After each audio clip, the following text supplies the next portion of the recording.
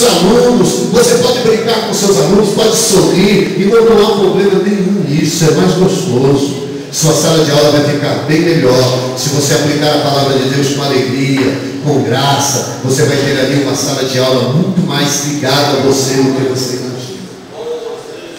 Feche os seus olhos e comece a lembrar da sua sala de aula.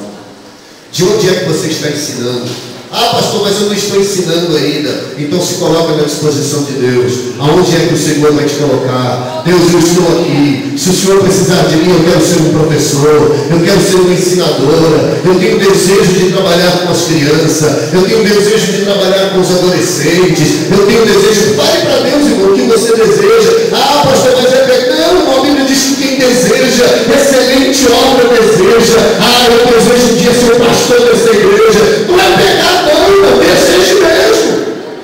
Eu já pastoreei a igreja que eu congreguei nela. Não é pegar, desejo mesmo. Desejo com ardência, desejo com fervor, desejo com temor. Eu quero, Senhor, eu quero ser um professor da maior classe dessa igreja. Eu quero ser um professor de uma classe avivada. Deseje isso, porque o Senhor concederá o desejo do seu coração nesta tarde. Querido Deus, em nome do Senhor Jesus, direcionamos a Ti, Senhor, a nossa oração. Direcionamos a Ti, Senhor, a nossa voz. Buscando, Senhor, em Ti a graça. Buscando em Ti, Senhor, o conhecimento. Buscando em Ti a Tua bênção. Eu quero a bênção sobre a sala de aula que a Tua filha está ensinando. Eu quero que o Senhor visite aquelas crianças. Senhor, não importa a faixa etária, aonde a Tua filha está, eu quero que a Tua graça visite ali.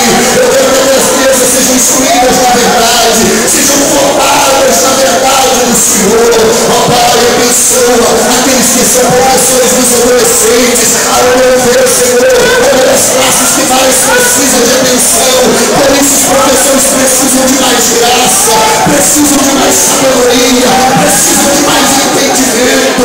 Meu Deus, vai orando para os que ensinam para os obreiros, os professores da Patadeb. Meu Deus, não é fácil, Senhor, estar